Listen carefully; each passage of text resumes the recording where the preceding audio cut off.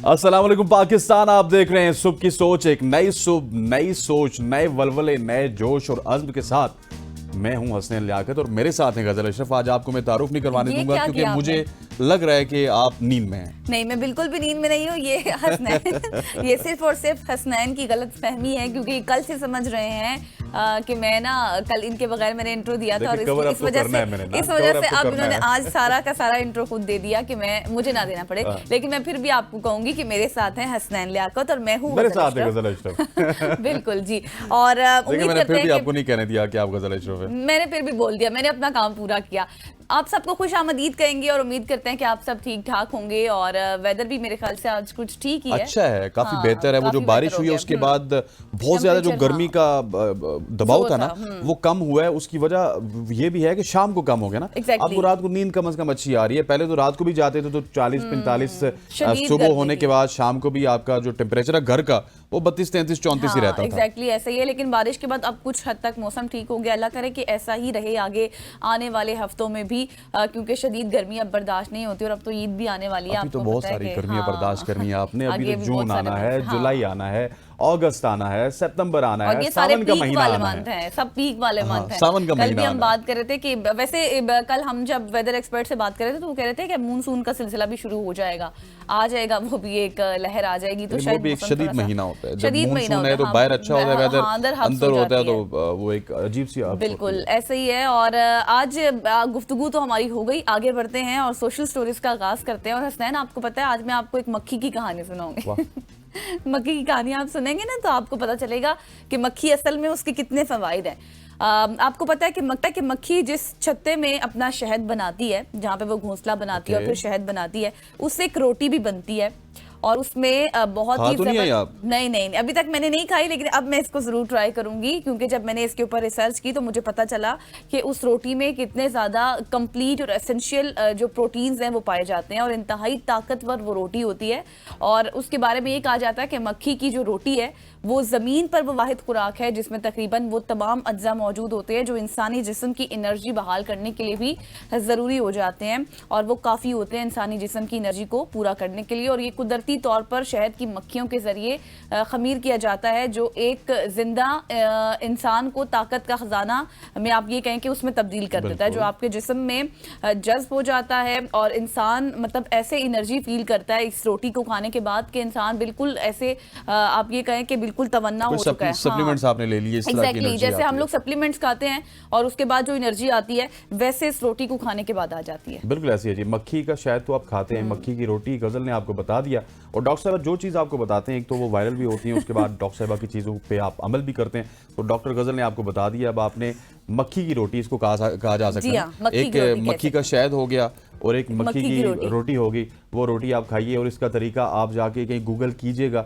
आपको डॉक्टर साहब अपने यूट्यूब चैनल पर बता लेकिन मैं आपको ये भी बताऊंगी कि रोटी बनाते कैसे हैं अगले आने वाले दिनों में। लेकिन मैंने कहा कि इन्फॉर्मेशन इंटरेस्टिंग है तो आपके साथ शेयर करना भी जरूरी है। बिल्कुल ऐसे आगे बढ़ते खवातीन और हज़रात। और अब हम पड़ोसी मुल्क की बात करते हैं। पड़ोसी मुल्क से मुराद मैं बिल्कुल भारत की बात नहीं करना चाहता, मैं अफगानिस्तान की बात करता हूँ। अफगानिस्तान ट्रांजिट पे 10% प्रोसेसिंग फीस आयद की जाएगी।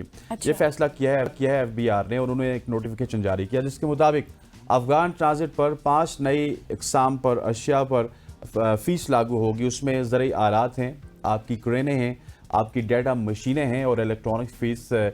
ये तमाम तर इलेक्ट्रॉनिक्स जो चीज़ें हैं वो भी फीस की जद में आएंगी। और वजारत तिजारत ने बैंक गारंटी और फीस की तजवीज़ दी है और इस तरह अफगानिस्तान में कम कस्टम ड्यूटी का नाजायज़ फ़ायदा बंद करने की कोशिश की जा रही है। और हुकूमत का अफगानिस्तान ट्रांजिट की आड़ में गैर कानूनी तिजारत पर क्रैकडाउन जारी है और इसी सिलसिले में बिजली और इलेक्ट्रॉनिक कबाड़ पर भी 10% प्रोसेसिंग फीस लागू की जाएगी।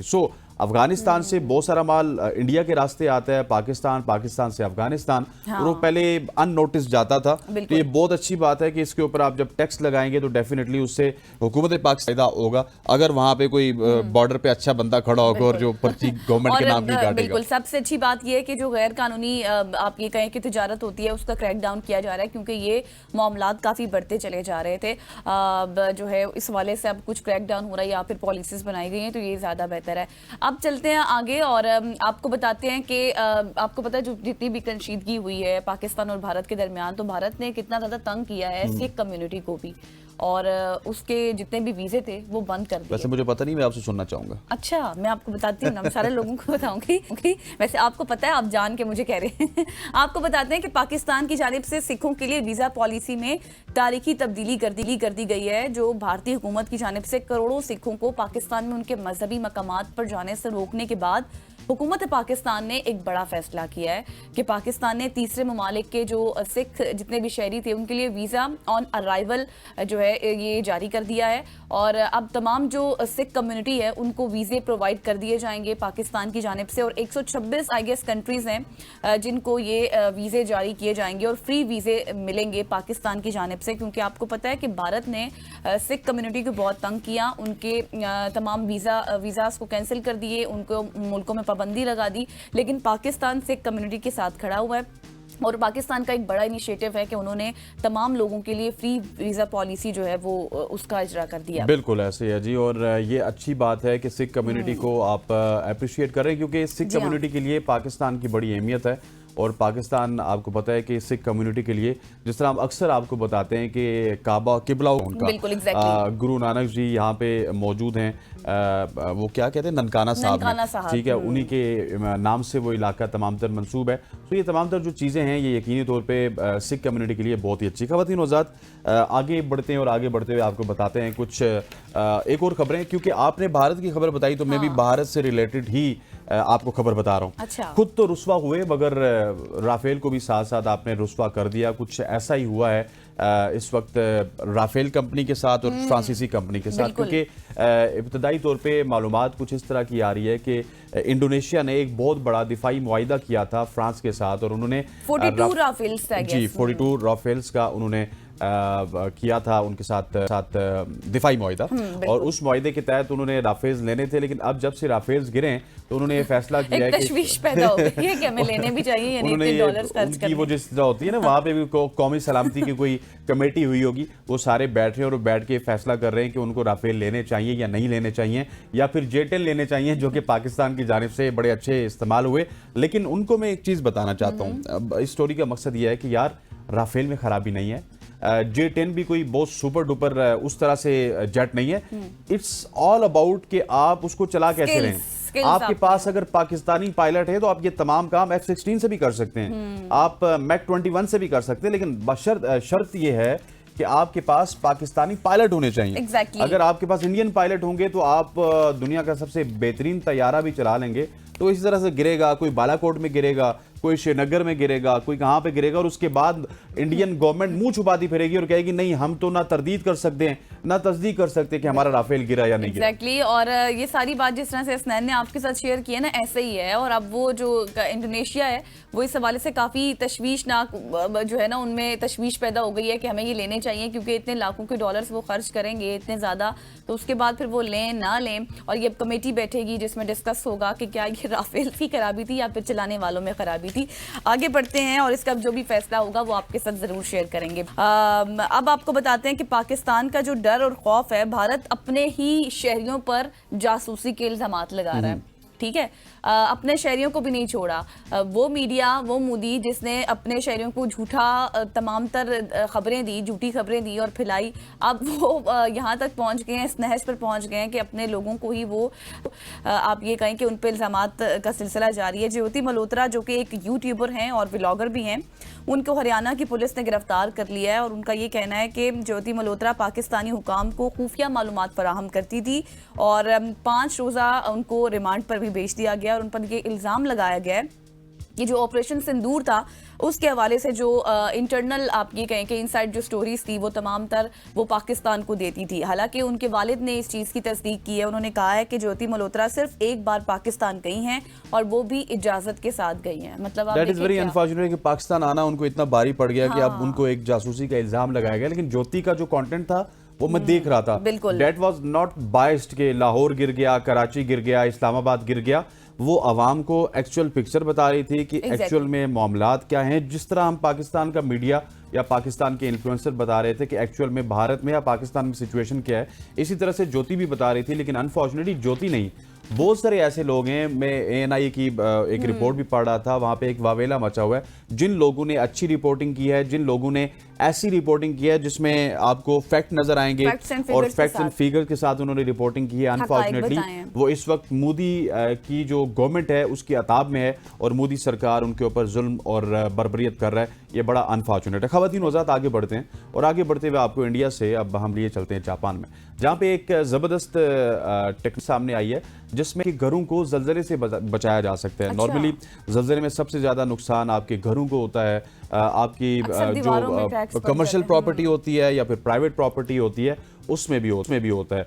इस टेक्नोलॉजी से होगा ये कि आपको इब्तदाई झटकों का पता चलेगा और उसके साथ साथ आपके पास इस टेक्नोलॉजी में कुछ सेंसर्स लगे होंगे और वो सेंसर्स आपको बता देंगे, मतलब आपको नहीं बताएंगे, उस टेक्नोलॉजी के जरिए उस सिस्टम को बता देंगे जहां पे उस स्ट्रक्चर के ऊपर आपका घर होगा कि अब जलजला आने वाला है। और वो जो घर है उसके नीचे जिस तरह आपकी कार के अंदर एयर बैलून नहीं होते, वो बैलून आपको बचा लेते हैं एक्सीडेंट में, तो वो थोड़ा सा बैलून उनके, लेकिन वो ताकतवर किस्म के बैलून होंगे कि जो पूरे के पूरे घर को उठा लेंगे। लेकिन इसमें ये नहीं है कि वो घर खवातीन हो जाता पूरे का पूरा उठेगा, वो कुछ 4-5 इंचेस ऊपर आ जाएगा और वो बैलून उसके सहारे में वो 5 से 6 इंचेस जमीन से ऊपर आ जाएगा। मतलब जमीन को कोई क्रैक होता है, कुछ और चीज होती है तो वो बैलून स्ट्रेच भी हो सकता है, लेकिन इससे ये है कि आपकी जो बुनियादें हैं और आपके जो घर है वो नुकसान से बच सकते हैं। That is very very good technology. मैं उम्मीद करता हूं कि अगर ये टेक्नोलॉजी सस्ती हो तो इसको तो पूरी दुनिया में एप्लाई किया जाए। बिल्कुल एग्जैक्टली। लेकिन ये है कि जापान को आप देखें कि कितना टेक्नोलॉजी की दुनिया में आगे जा चुका है कि अब वो ज़लज़लों से पहले आपका घर भी हवा में उड़ जाएगा। कितनी बड़ी ये बात है ना, आप सोचें तो आपको समझ आती है कि आपका घर हवा में उड़ेगा। अगली स्टोरी आप बताते हैं। हाँ बिल्कुल, मतलब फिर भी 4-5 इंच भी उड़े तो मैं तो सोचना स्टार्ट हो गई। इसी असना में मैं अगली स्टोरी भी भूल गई। आपको बताते हैं कि अगली स्टोरी क्या है जी के अक्सर हसनैन कहा जाता है कि जो जानवर होते हैं ना वो इंसानों से ज्यादा वफादार भी होते हैं। ठीक है, डॉग्स भी हम अपने घरों में रखते हैं, वो भी उनके वाले से भी कहा जाता है। लेकिन यहाँ पर मैं आपको बताऊंगी कि इंसानों से ज्यादा अपनायत और खुलूस रखते हैं जानवर। और ऐसा ही एक वाकया ब्राजील में पेश आया जिसमें हम देख सकते हैं, एक वीडियो है हमारे पास जो भी हम चलाएंगे, उसमें आप ज्यादा बेहतर तरीके से समझ सकते हैं कि कैसे एक बैल नशे में धुत अपने मालिक को घर ले जा रहा है। बैल लेके जा रहा है घर। नहीं, अच्छा हाँ। मैं सोचूं कि बैल नशे में धुत है और मालिक उसको लेके जा रहा है। नहीं, एक बैल नशे में धुत मालिक को अपने घर लेके जा रहा है। एग्जैक्टली, ये मैं कहना चाह रही हूँ। आप इस बात को समझें कि किस तरह की मतलब जिस तरह से जानवर आप देखें कि वफादार ऐसी चीजें आजकल सोशल मीडिया पे बहुत ज्यादा वायरल होती है और होनी भी चाहिए। हम भी देखते हैं कि इनके नीचे मिलियन व्यूज आए होते हैं क्योंकि लोग बड़ा पसंद करते हैं। खवातीन हज़रात, ये थी आज की हमारी सोशल स्टोरीज और तो इसका वक्त खत्म हुआ चाहता है। जी हाँ, सोशल स्टोरीज का वक्त खत्म हुआ चाहता है क्योंकि मेरी ना अभी सोच वो एयर वाली स्टोरी पे ही अटक गई है कि कैसे आपका घर उड़ सकता है। यहाँ पर लेंगे ब्रेक के बाद वापस आएंगे। Stay with us.